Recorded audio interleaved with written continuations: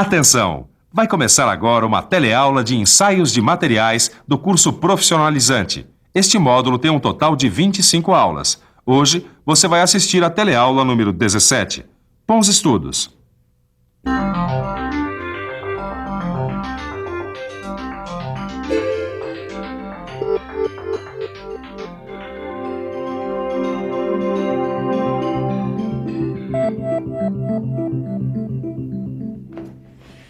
Oi, Ed, tudo bem? Meu Deus, que frio! Olha, se o inverno todo for assim, não vai ser fácil, não. Viu? Ainda bem que a gente vive num país tropical, né, Neza? Quer dizer, por mais que a temperatura baixe, não vai influenciar no comportamento de nenhum metal. Como assim, Ed? O nosso kart, por exemplo, se a gente corresse numa região muito fria, aquela batida da última corrida iria quebrar o para-choque. O que eu tô querendo dizer é que a temperatura influencia muito na resistência de alguns materiais ao impacto. E é isso que a gente vai ver na teleaula de hoje. Na teleaula de hoje, você vai ver como é a temperatura de transição e conhecer o seu gráfico. Vai saber como são os fatores que influenciam a temperatura de transição e vai ver como se faz o resfriamento do corpo de prova. Edgar, quer ver uma coisa? Aqui nesse livro eles dizem que um dos principais fatores da derrota dos alemães na Segunda Guerra Mundial na Rússia foi justamente o rigoroso inverno russo. Imagina só, hein, Neuza? Um soldado alemão naquele frio de menos 40 graus, descobrindo que a boca do canhão se quebra logo no primeiro disparo. Edgar, vamos logo, porque eu tô sentindo que a teleaula de hoje vai ser quente. Eu acho que vai ser fria, viu, Neuza? Se segura que a nossa teleaula tá começando.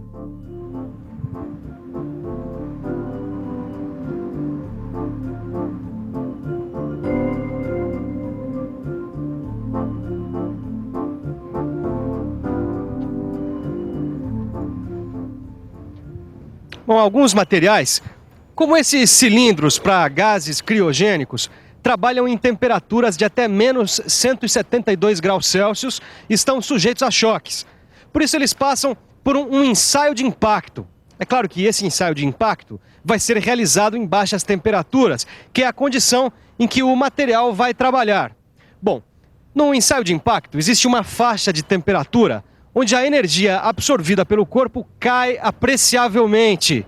E essa faixa de temperatura é chamada de temperatura de transição, que é o que o engenheiro Alfredo vai explicar para a gente agora. Alfredo, afinal, o que é a temperatura de transição? É a temperatura em que ocorre uma mudança no caráter da ruptura do material. Quer dizer, um material dúctil, na temperatura de transição, apresenta um comportamento frágil. Muito bem, Caio. Para você entender direitinho essa história da temperatura de transição, é preciso a gente ver que um pedaço de aço como esse, que absorve 17 joules de energia de impacto em temperatura ambiente, ele passa a absorver 3 joules em baixa temperatura. Ué, como assim, Silva? Pensa o seguinte, um aço absorve 17 joules de energia de impacto a 25 graus Celsius, que é mais ou menos a temperatura ambiente. Quando a temperatura desce a menos 23 graus, o valor da energia absorvida é pouco alterado, atingindo a 16 joules. Mas este valor cai para 3 joules na temperatura de menos 26 graus Celsius. Como essa passagem não é repentina, na maioria dos casos ela é chamada de faixa de temperatura de transição. E é aí que a gente tem que ficar por dentro.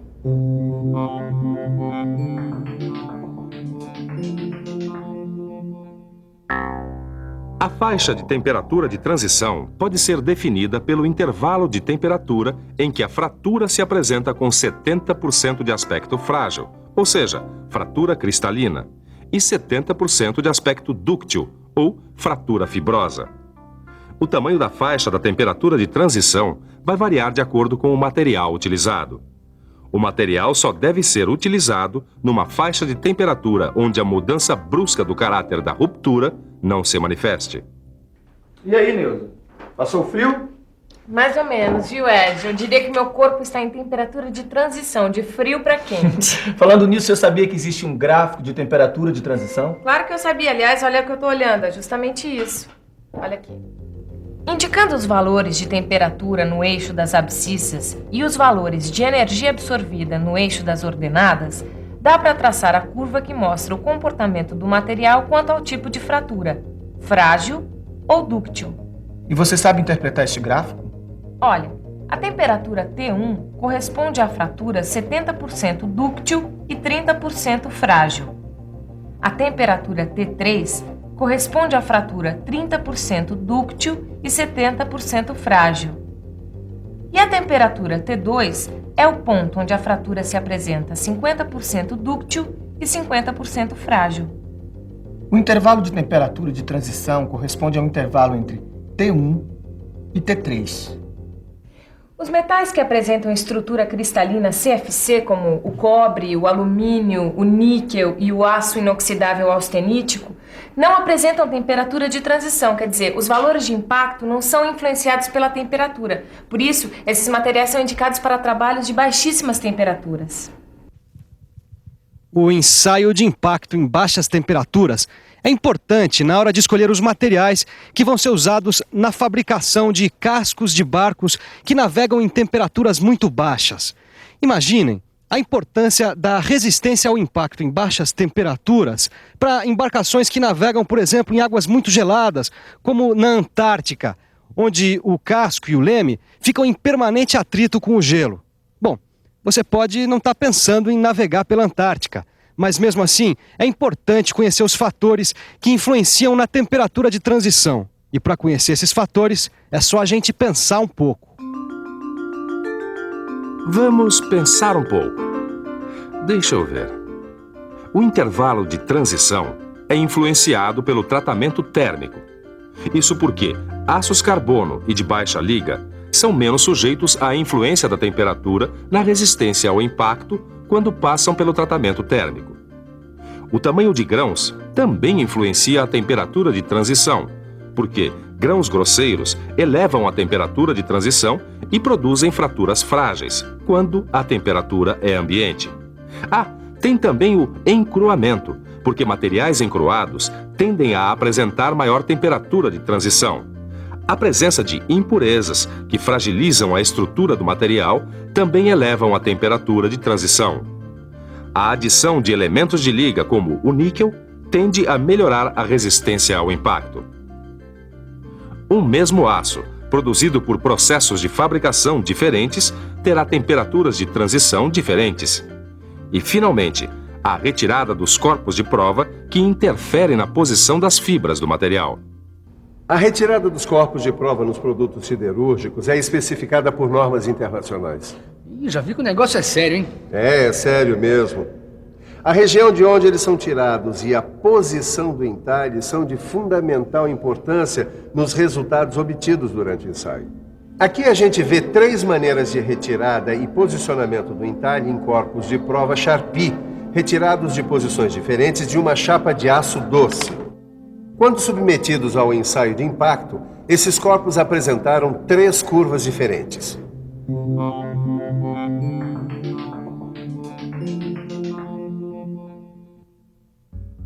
No corpo de prova A, o entalhe está transversal às fibras do material. Por isso, a curva mostra que esse foi o corpo de prova que apresentou a maior quantidade de energia absorvida. No corpo de prova C, o entalhe está no sentido da fibra e favorece o cisalhamento. Por isso, a absorção de energia foi a pior possível. O corpo de prova B também apresenta entalhe transversal, mas o entalhe atravessa o núcleo da chapa e corta todas as fibras transversalmente. A curva, então, está numa situação intermediária. Essa relação entre as curvas do gráfico permanece constante qualquer que seja a temperatura do ensaio. Edgar, para o ensaio de impacto a baixas temperaturas dar certo, o corpo de prova tem que estar gelado? Eu acho que sim, viu, Nilza? Bem gelado, viu? Mas pra gente entender como isso funciona, a gente tem que ver como é feito o resfriamento no corpo de prova. Bom, então para isso é bom a gente ficar de olho no ensaio.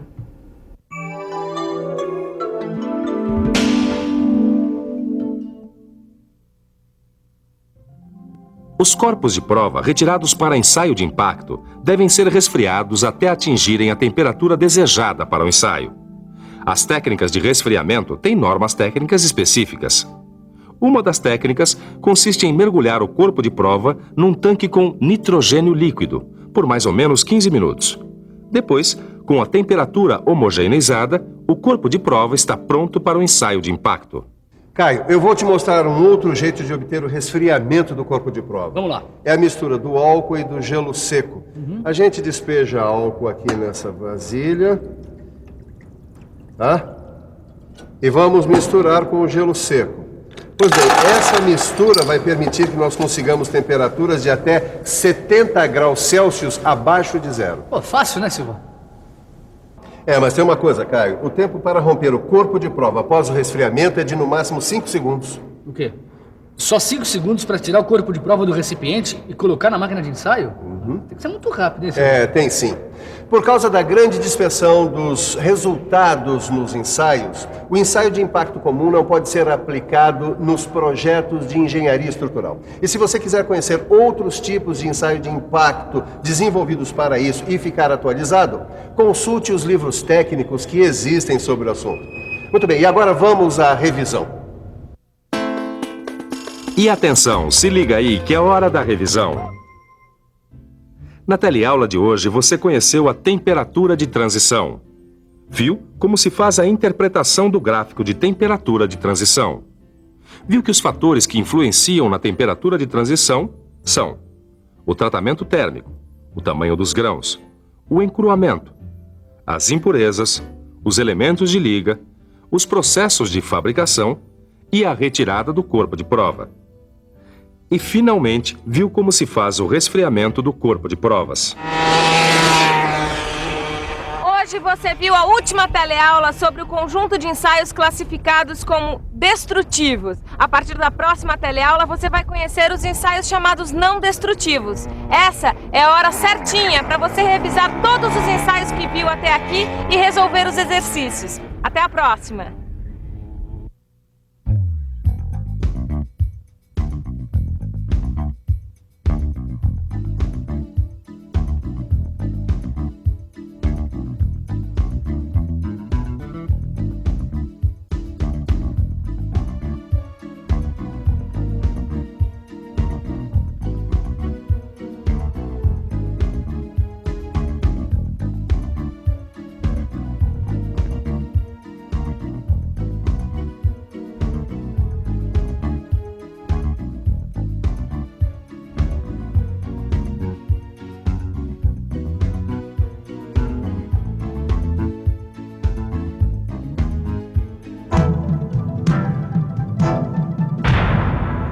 Telecurso 2000, um programa de educação do Sistema Fiesp e da Fundação Roberto Marinho.